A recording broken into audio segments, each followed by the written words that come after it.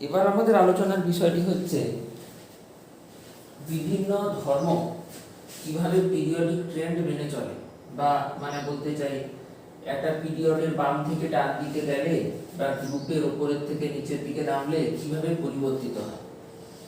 এ সম্পর্কে মাধ্যমিকে আমরা অল্প বিস্তর জেনেছি। আজকে একটা সামারাইজ করে দিচ্ছি ব্যাপারটা, আরো ডিটেল আমরা এরপরে আলোচনা করব। তো যখন একটা একই পিরিয়ডে বাম থেকে ডান দিকে আমরা যাব, তখন কিরকম ভাবে একটা ছবি এঁকে বোঝানো যাক। মনে করো এই হলো নিউক্লিয়াস, আর এই হলো ধরা যাক আউটার মোস্ট অরবিটালের ইলেকট্রন। তাহলে এর পরের এলিমেন্টটার ছবি কিরকম হবে? এই হলো নিউক্লিয়াস, আর একটা প্রোটন এখানে এসে জুড়লো, এবং এখানেও আর একটা করে ইলেকট্রন এসে জুড়লো। এরপরেরটা কিরকম হবে? আরো একটা পজিটিভ চার্জ আসবে, এবং ওই একই কক্ষে বা অরবিটে আরো একটা ইলেকট্রন আসবে।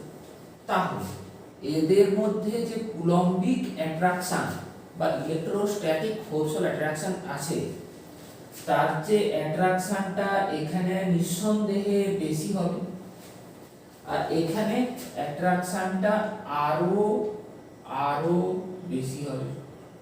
তাহলে বাম থেকে ডান দিকে আমি যখন যাব, তখন রেডিয়াস অফ অ্যাটম বা আয়ন ক্রমশ কমতে থাকবে। কেন? এই অ্যাট্রাকশনটা আরো বাড়বে। তাহলে আমি এখানে লিখতে পারি, বাম থেকে ডানে গেলে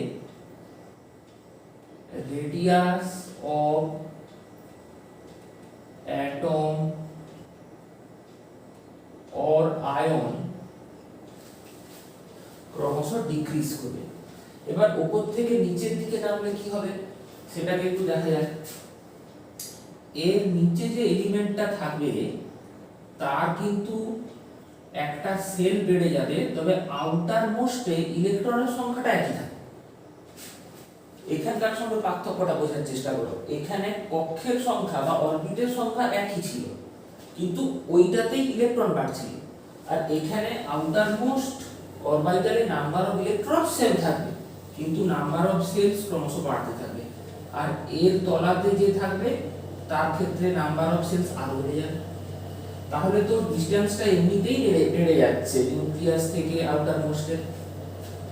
তার মানে যদি আমি উপর থেকে নিচের দিকে নামি, তখন রেডিয়াস অফ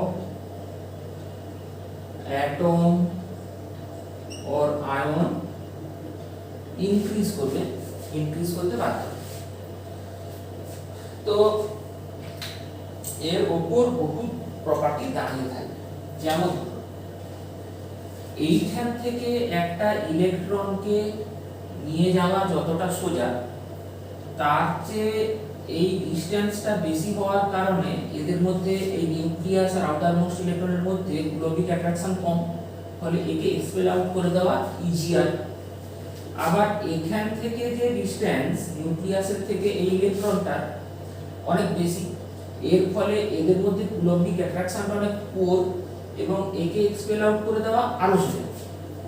তার মানে উপর থেকে নিচের দিকে নামলে যেহেতু রেডিয়াস অফ অ্যাটম আর আয়ন বেড়ে যাচ্ছে, সেহেতু আমি বলতে পারি যে আয়োনাইজেশন এনার্জি বা যেটাকে আয়োনাইজেশন পোটেনশিয়াল বলে, ওইটা কিন্তু ক্রমশ কমে যাবে।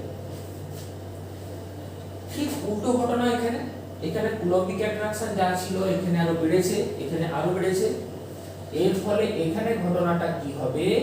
বাম থেকে ডান দিকে যদি আমি যাই, তাহলে আয়োনাইজেশন এনার্জি বা আয়োনাইজেশন পোটেনশিয়াল ক্রমশ ইনক্রিজ করবে।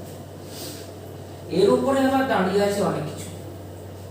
এই আয়োনাইজেশন এনার্জি উপর থেকে নিচে নামলে কমে যাচ্ছে, তার মানে নিচে যে আছে এ সহজে এই ইলেকট্রনটা ডোনেট করতে পারে। যে ইলেকট্রন ডোনেট করতে পারে তার ওই প্রপার্টিটার নাম কি? Reducing property. তাহলে উপর থেকে নিচের দিকে নামলে যেহেতু আয়োনাইজেশন এনার্জি কমে যায়, সহজে ইলেকট্রন ডোনেট করতে পারে, তাই রিডিউসিং প্রপার্টি ক্রমশ বেড়ে যাবে। তাহলে লিখতে পারি উপর থেকে নিচের দিকে নামলে রিডিউসিং প্রপার্টি বা বিজারণ ধর্ম ইনক্রিজ করবে। রিডিউসিং প্রপার্টির অপোজিট ওয়ার্ড কি? Oxidising property. আর ইনক্রিজের অপোজিট কি? ডিক্রিজ। তাহলে আমি বলতে পারি অল্টারনেটিভলি যে অক্সিডাইজিং প্রপার্টি ইনক্রিজের অপোজিট হচ্ছে ডিক্রিজ করে যাবে। একই রকম ভাবে এদিকে দেখো কুলম্বিক অ্যাট্রাকশন ক্রমশ বেড়েছে, তাহলে এই ইলেকট্রনকে এখান থেকে ছাড়িয়ে নেওয়া, কুকুরের মুখ থেকে হাড্ডি ছাড়িয়ে নেওয়া একই ব্যাপার। তাহলে এটা সহজে ছাড়তে পারছে না, তার মানে হচ্ছে এই ইলেকট্রন দিতে চায় না, অনিচ্ছুক। এদিক থেকে এদিকে যেতে গেলে ইলেকট্রন ডোনেটিং টেন্ডেন্সিতে রিলাক্ট্যান্স দেখা যাবে, অনিচ্ছা দেখা যাবে। তার মানে হচ্ছে বাম থেকে ডানে গেলে অক্সিডাইজিং প্রপার্টি যেটা, আচ্ছা তার আগে বলে নি রিডিউসিং প্রপার্টি যেটা, সেটা ডিক্রিজ করবে। তার মানে এর উল্টো শব্দ কি? অক্সিডাইজিং প্রপার্টি, সেটা নিশ্চয়ই তাহলে ইনক্রিজ করবে। দেখো যখন আমি বাম থেকে ডানে যাচ্ছি তখন তো নিউক্লিয়াস থেকে আউটার মোস্ট অরবিটালের যে অ্যাট্রাকশনটা বেড়ে যাচ্ছে, ফলে এই নিউক্লিয়াস তার যে অ্যাট্রাকশন সেটা এর বাইরেও এক্সার্ট করতে পারছে, এবং এখানে কোনো ইলেকট্রন এলে তাকে আরো নিয়ে নেওয়ার টেন্ডেন্সিটা তার মধ্যে বেশি দেখা যাচ্ছে। ইলেকট্রন নিয়ে নেওয়ার যে টেন্ডেন্সি তাকে বলা হয় অক্সিডাইজিং প্রপার্টি, তাই অক্সিডাইজিং প্রপার্টিটা বেড়েছে। তাহলে আয়োনাইজেশন এনার্জি, রিডিউসিং প্রপার্টি এগুলি তো হলো। এবার এখানে কিছু সাধারণ বিষয় আছে, যেমন যার রিডিউসিং প্রপার্টি বেশি তাকে কি বলে? মেটাল বলে। মেটাল বা ধাতুর একটা ধর্ম হলো সে ইলেকট্রন দিতে পারে বা রিডিউস করতে পারে। তার মানে উপর থেকে নিচের দিকে নামলে মেটালিক প্রপার্টি বা ধাতব ধর্ম ক্রমশ বাড়বে। সহজে ইলেকট্রন দিয়ে দিতে পারা মানেই মেটালিক প্রপার্টি। মেটালিক প্রপার্টির উল্টো ওয়ার্ড কি? নন মেটালিক প্রপার্টি। তাহলে নন মেটালিক প্রপার্টি কি হবে? এখানে যেহেতু ইনক্রিজ, এটা হবে ডিক্রিজ। আবার এখানে ইলেকট্রন নেওয়ার টেন্ডেন্সি বাড়ছে, তাহলে বাম থেকে ডানে গেলে ইলেকট্রন দেওয়ার টেন্ডেন্সি কমবে। কেন? এই অ্যাট্রাকশন বেড়ে গেছে, তাহলে এই ইলেকট্রনটা দিতে চাইবে না।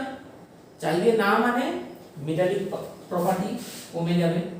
মেটালিক প্রপার্টি আর রিডিউসিং প্রপার্টি ধরে নাও সিনোনিমাস। যার রিডিউসিং প্রপার্টি বেশি তার মেটালিক ক্যারেক্টার বেশি, যার মেটালিক ক্যারেক্টার বেশি তার রিডিউসিং প্রপার্টি বেশি। তাহলে মেটালিক ক্যারেক্টার বা মেটালিক প্রপার্টি যা বলো, ধাতব ধর্ম, বাম থেকে ডানের দিকে এলে ডিক্রিজ করবে। অল্টারনেটিভলি মেটালিকের অপোজিট হচ্ছে নন মেটালিক। নন মেটালিক প্রপার্টি তাহলে নিশ্চয়ই ইনক্রিজ করতে বাধ্য। আচ্ছা, অক্সাইড গুলোর সম্পর্কে তুমি নিশ্চয়ই জানো। অক্সাইড যদি নন মেটালের হয়, যেমন ধরো carbon die oxide, sulphur die oxide, এগুলো হচ্ছে অ্যাসিডিক অক্সাইড। আর যদি মেটালের হয়, যেমন ধরো calcium oxide, magnesium oxide, sodium oxide, এই মেটালিক অক্সাইড গুলো হচ্ছে বেসিক অক্সাইড। মেটাল বেসিসিটির সঙ্গে যুক্ত, নন মেটাল অ্যাসিডিটির সঙ্গে যুক্ত, এইভাবে মনে রাখো। তো তাহলে এখানে যেহেতু উপর থেকে নিচের দিকে নামলে মেটালিক প্রপার্টিটা বাড়ে, তাহলে আমি এটাও বলতে পারি যে উপর থেকে নিচের দিকে নামলে basic nature of oxide increase করে। আবার এখানে যেহেতু বাম থেকে ডানের দিকে গেলে অক্সিডাইজিং প্রপার্টি বেড়ে যায় বা নন মেটালিক প্রপার্টি বেড়ে যায়, নন মেটালগুলো যে অক্সাইড বানায় সেটা হচ্ছে অ্যাসিডিক অক্সাইড, তাহলে আমি বলতে পারি যে acidic nature of oxide left থেকে রাইটে গেলে ইনক্রিজ করবে। এবার যদি অপোজিট ওয়ার্ডে বলতে হয়, অ্যাসিডিক নেচারের অপোজিট ওয়ার্ড হচ্ছে বেসিক নেচার, তাহলে বেসিক নেচার অফ অক্সাইড ইনক্রিজের অপোজিট হলো ডিক্রিজ। এইভাবে এগুলোকে মনে রাখবে। এখানে অ্যাসিডিক নেচার অফ অক্সাইড ইনক্রিজের অপোজিট লিখে দেবে ডিক্রিজ।